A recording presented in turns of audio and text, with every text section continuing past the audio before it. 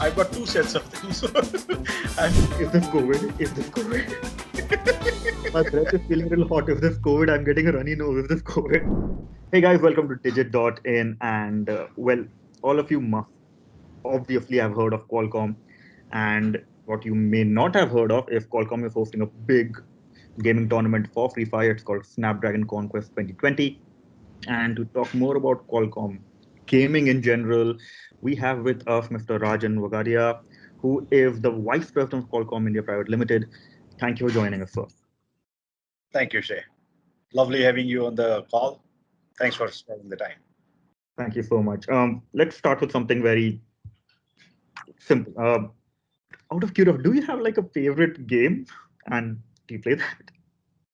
Okay, so good question. You stumped me at the first ball itself, right? So I, I, I, I have family members who game. I'm not the one in that field as yet, but I've seen the children in the family are avid gamers. So for me, it is like if I have to see them, then that's as good as a life for me. Fair enough. So, mobile gaming has been on the rise in India for the past few years, right? Yeah. Why? What made Qualcomm decide to make the plunge right now instead of let's say before or after something? I think it's the timing. I believe that this is the right timing. It is a time we need to get into this. Uh, the very idea of conquest was to showcase in some way our deep commitment to this rising interest, as you said, of the mobile gaming in India. Right.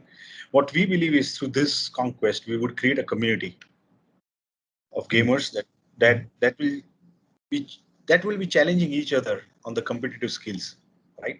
And in the process, as they do that, I call it a social competition. To be honest, it's a social competition. It brings all the gamers, it brings them together. More so during the COVID than any other time. That if people were looking at one engagement, some relied on OTT or watching TV or any other type of entertainment, which shot up. But one thing that also went up was gaming, because the gamers actually started spending more time, and that was one way they kept themselves connected and socially engaged. So I think while we do this conquest, our intent is also to get a deeper understanding of gaming needs of the Indian community. And with 365 million plus going towards something like a 500 million in the coming years, I think this market is a huge youth market engaged very actively in gaming, and not just the gamers themselves. I generally get intrigued by the the watchers or the viewers of the game, which is actually a very different phenomenon. Uh, so while two people are playing, there are so many else who are watching them. So I call it almost like a game in a stadium every day, which is practically not possible in any physical world. You are actually having a stadium with a lot of motivation, because the gamers, while they're playing, they see, oh, these many people are watching me. That gives them another, you know, a kick in some Mhm. sense. So I think this is basically one of the best things that could have happened to the Indian gamers, as well as the youth in India who have adopted to gaming in a big way. With right, and this all happened because of quite a few things, right? It was the proliferation of internet, the affordability of internet, right? And it couldn't have happened if these quite a few of these things weren't there. Affordability of devices, of course, right? Gaming across all tiers and all platforms. So no more it's now left to be that, oh, I can game, I can play a Free Fire only on this device. I can play across Free Fire across all type of devices, all type of tiers. This actually meant that if I have to tick the boxes of and say, are we ready? Yes, there we are. We are ready for this.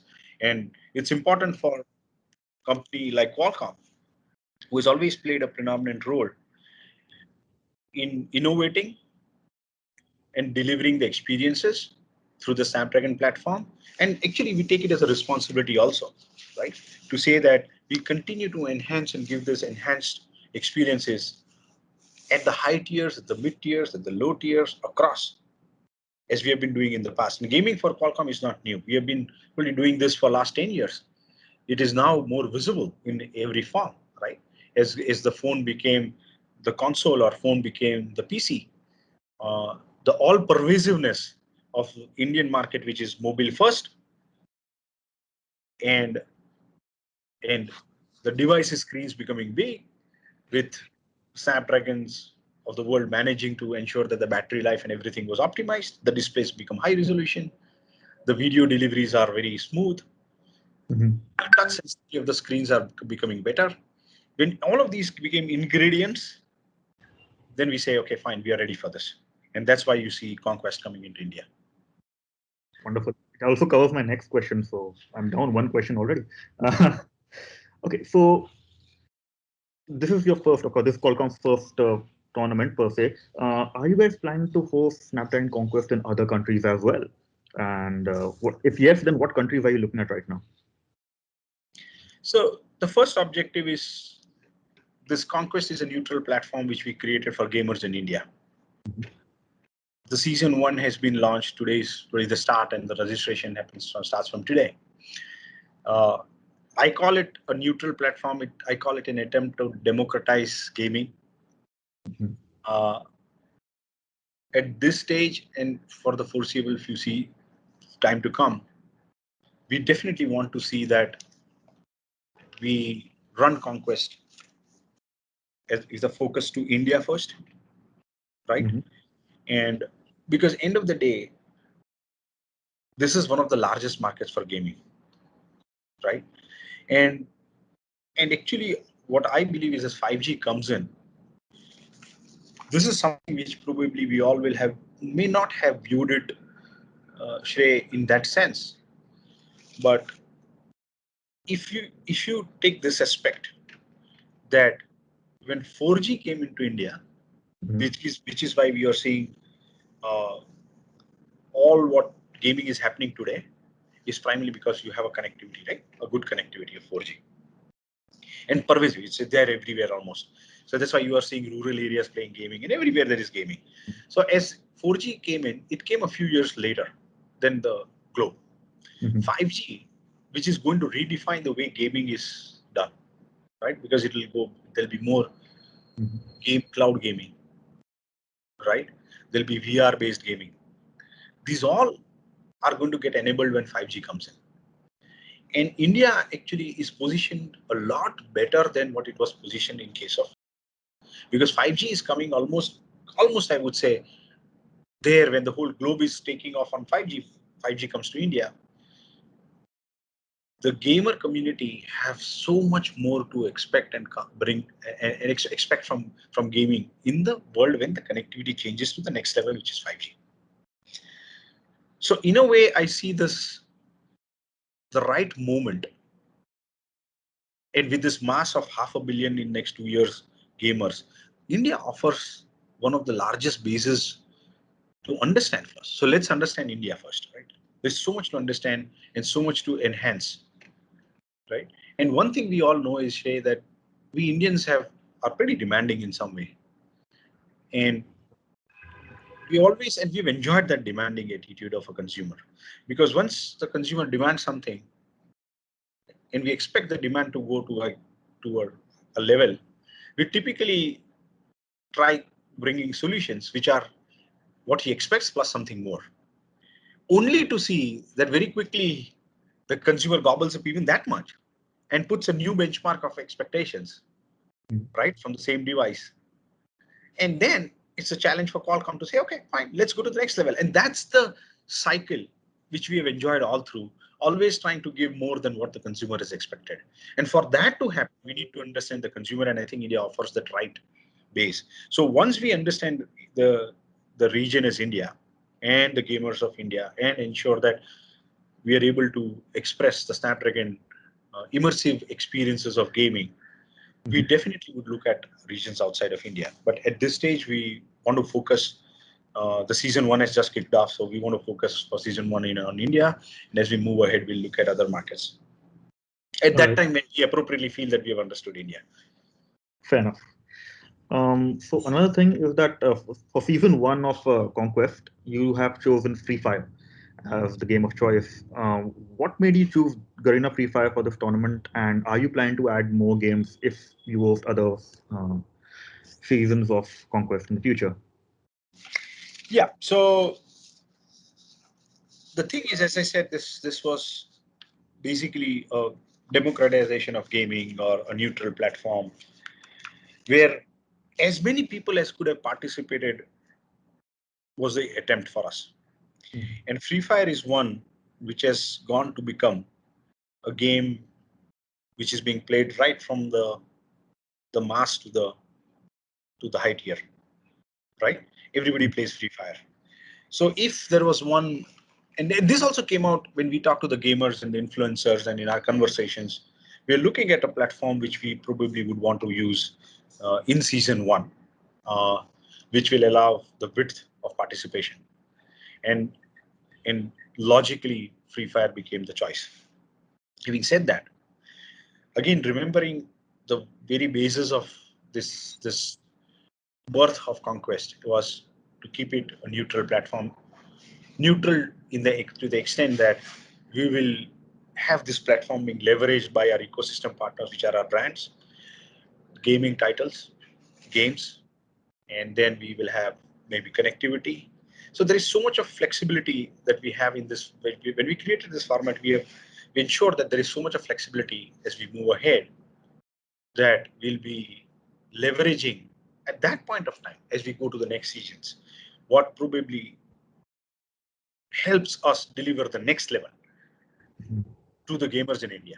So every time it would be taking one notch higher and one notch to deliver more. So effectively at the end, we should see that while we are learning the needs of the gamers and understanding them better, we are also delivering something which will keep the gamers constantly moving up on the ladder. And then as 5G comes in, I I would personally say that as India, the gamer community would be there to embark upon 5G as soon as the almost the globe at the same time concurrently as the globe has embarked upon. And what better things can you expect out of that, like from the way the events are panning out? So it would be a wonderful future in that sense that as we see the advancement of gaming coming in, Indian gamers will be probably the ones who will be able to enjoy and not just enjoy, also define a lot of things. So if Conquest has started from India and Qualcomm Snapdragon Conquest is India based in India origin, you can imagine what is the focus for us, right? Uh, it goes to show the power of India. Great. So this year we finally started seeing Qualcomm powered laptops coming into the market. We already have a bunch of them. Uh, do you think we'll see maybe in the future a PC esports tournament from Qualcomm? What do you think of that? That some of the some of the KPIs which I would want to deliver, you started charting those KPIs for me. Uh, what we saw out of the pandemic was a need for connectivity, a connectivity which was reliable, a experience of video conferencing which was reliable. I think the product you talked about, Windows on Snapdragon, it's going towards that direction, whether it be education or enterprise, whether it be uh, a student or officer, whether it be for a home use or whether it be uh, for a corporate. This always connected promise of Snapdragon leverages all what a Snapdragon stands for and brings all the benefits of a mobile platform like power and performance, which is massively skewed, which today a typical laptop will not have. That is what we bring in on Windows on Snapdragon. Uh, and you will see the experience, how different and differentiated it is. Sometimes, probably, I would say, I would probably not even want to say that it is something like a laptop, to be honest, right? It's a very differentiated experience. Always on, more like a phone. Your mails are coming in, you're constantly in touch. Again, it has the power of what you have seen. the power of Snapdragon. It comes there in that form factor. It adds to that the productivity tools and how they are supported, whether it is Chrome, whether it is Windows, right? So it's basically a tool which I would say is going to be playing, also adding the productivity angle, which we already saw on the phone, right? We use the phone for our emails and all that. Now we are extending the productivity of almost bringing something back from that world of laptop into this device and say, okay, bring everything from the phone. The goodness of the phone comes in, the goodness of the laptop comes in, merge it, create a product, which is a always on, always connected, multi-day battery. The battery life is far, far different. You are not like always connected. The camera experience, and I'll tell you, try it out. It is available. You should look at that device if you've not already touched the device. The camera quality and the audio quality, the thin form factor, it's unbelievable. All right. Okay. So now, having said that, I know we drifted to another device, but point is gaming going to be a part of that? If that was your question, probably honestly, I haven't thought through that. And gaming is today, India, it's a mobile first country, right? So I would like to focus more on what the consumers in India are using to game, right? Even if that device is capable, for sure, it will be capable. If at that time, the gamers want that device to be included, so we will go by what the market wants and desires. All right. So, by the way, congratulations on the launch of the Snapdragon 888. By the way, should have probably started with that. So it is an impressive piece of tech. I went through the whole thing. Obviously, I was more interested in the elite gaming that you guys put into it. Very impressive stuff. We have things like variable rate settings, variable rate shading, sorry, as well as HDR graphics, all that stuff. And these things are something that one would normally associate with more powerful devices like consoles or maybe in desktops, right? Now we're getting them on mobile devices.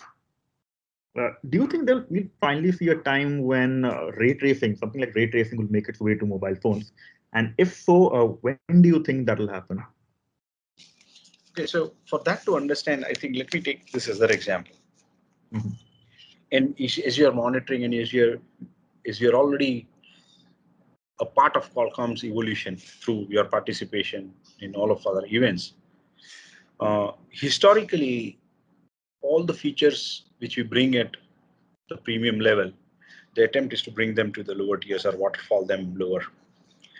This has happened across. So I would say very, very similar to that philosophy of bringing the compute power, which was there at 800 series, you see today trickling down and going there. So if you see 800 series of a few years back and today's a 400 and 600 series, probably you can almost say that looks like that same thing. It's performing like that. So there is a waterfall always, and likewise, elite gaming is there to introduce this lovely features which come with like the highest HDR quality graphics, which was playing all the one which you said variable rate shading, sorry, and the quick game quick touch. Those are features which will be that elite at that level, and the objective is that as we include them there, eventually at some stage they will all come down to the lower tiers. This has always been the past, and I think it's only a matter of time that it comes. Now, is there a predictable timeline that you will say, okay, where will it come, when will it come? Probably, I would say as the roadmap evolves, we have a very robust roadmap across mid-tier and low-tier and all that devices. We'll have to watch. One thing is it's a given. It is going to come down. That's for sure. That's why they're introduced there, right? They come there, and today they actually leverage the power of the processor at that level. And as that power of the processor, we bring it to the lower tiers. And one example of that, even parking this, is that when you look at 5G, look at that example that 5G phones and 4G phones. Okay, when 4G phone was launched, it typically was at the 800 series in the initial years of G, and then over a few years, maybe four years or 3 or 4, maybe even more, they came down to a lower tier. So 4G phones then became essentially as a entry tier. 5G Qualcomm has worked to see that it comes a lot faster than 4G. So 4G, if it took from the high tier to the lowest tier, it would have taken, let's say, a few years, 3 years or 4 years. In 5G, it probably will happen over 2 years or 3 years. So Mm-hmm. there is a compression. So what happened is the same logic and rationale if you apply to the features, because 5G is equally complex. It's a new G, right? It's coming to the affordable devices. You would be surprised that by probably, and if you're tracking us, you may not be surprised too. But the 5G devices in India already with the launch, there was a device of Motorola which just got launched, which is sub 20K. Yeah. And then I'm sure a year back, if you were talking and you were covering that, you would have asked me, Rajan, when do you think the 5G device is going to be coming to below 10,000 or 20,000 or 30,000 or whatever it is? Here you go.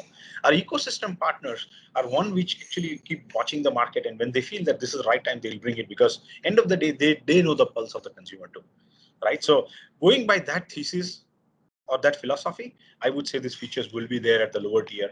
And of course, it's a matter of time when it is brought in. At the same time, the processor capabilities also have to come down to support something. Again, some of them are not just processor dependent. Some would have some dependency on the display and all that. So that also has to come at the same time. So it's all of them putting together. History has already done it a few times. I don't think we should doubt it. It probably is only a matter of time, or that's only dependency. Enough. So one more thing I've noticed is that, well, with something like the Nintendo Switch, right? Well, Nintendo is not official in India yet, but that has proven that people want console quality games on the go. They want top-notch hardware on the go. And where do you see this from Qualcomm perspective, considering the fact that, well, Qualcomm and mobile phones in general are right there when it comes to portability? I think, see, one thing is what you have to remember is the way the Indian consumer or the consumer for gaming has adopted, right? So they're not coming from console to this, honestly. A majority of the gamers of 365 million, how many of them have come from console to phone? I would like to look at it the reverse, because we are talking about democratization or making gaming available to the higher experience. Every day should be a better experience than yesterday, is what we are driving at, right? And if that is basically the genesis, right, then I think we have to look at more bottom up. At the same time, Qualcomm looks at bottom down, top down too. When, to your point, that how do we bring in those, right? So in September 2020, we brought the Xbox industry-leading cloud gaming service on, on Snapdragon devices around the world. So that Xbox Game Pass subscriber will now be able to have a library of almost that 100 plus high quality titles across the world which you can play. So these sort of things will continue to happen, right? But of course, it will need 5G in that environment where you probably will have some of those those console gaming will be available uh, to the latest console gaming, I would say. If you look at some of the games that were played on the console are already being played at the mid-tier devices already. So I do not believe that there is any more expectation gap that is there. Probably, yes. If somebody has been a console or a PC gamer and he wants to play those games, I would say the ecosystem, larger ecosystem, has to support that. And the need for that has to come in. But we always keep looking at and ensure that with 888, which you saw, probably some of the features are even better than console gaming, right? Definitely above PC gaming, but definitely better than console gaming. So I would say if history is to go by, Mhm. today you're talking about your audio experience on a phone with our true wireless and all that, you're almost getting you're replacing your home theater in your home with those buds in your ears, right? What happened? The phone is delivering that audio quality. So I would say if that is what it brought in, when a home theater in the home got almost replaced by two earbuds in your ear, giving you the same immersive experience as what a home theater was giving, I would say, why would I not? Why would I worry about what is getting transported from a console to the phone? It would come. All right. Final question, actually. So, as you may or may not know, there's a sort of a, I think you know, you alluded to it. There is a sort of like a gaming hierarchy when it comes to gaming. You have the PC gamers, you have your console gamers, and then some would say that then comes the mobile gamers. Actually, quite recently, in fact, a very popular streamer said that mobile gamers aren't real gamers. What are your thoughts on that? I wouldn't be able to comment on somebody. I don't know why they thought about it. I would say how we should look at it, how we look at it is we respect the views of others. It's not that they can always have different views. Uh, if I'm an SUV driver for my life, right? Mm-hmm. I would probably not appreciate somebody driving a sedan, even if the sedan costs 10 times my SUV, because that's a mindset. Mm-hmm. Either I adopt it, or probably if I still am happy with what I'm doing, I stay happy there. Nobody, but if you see that the mass is driving a sedan, Mm-hmm. right? Or they're happy with the sedan and what the sedan offers in terms of comfort and flexibility, whatever, which SUV is not able to deliver, Mm-hmm. then probably that be the way. So not commenting on what they say, I would only say that uh, the mobile gamers and the 365 million are mobile gamers, right? Are we able to match that? And I'm talking about India, right? So to go to other market at this stage, I'm saying about that they are the ones who are going to pull off. They are the ones who are the mass. Mm-hmm. Again, end of the day, how accessible did you make the gaming? A PC gaming was not accessible. You had to go to a gaming studio, maybe cafe, to play that game. Maybe because you could not afford to have a PC at home, a gaming PC, right? And for us, we come from the background of mobile. We have everything which the mobile has delivered that is close to us. And here in this case, also the conquest is all about mobile gamers.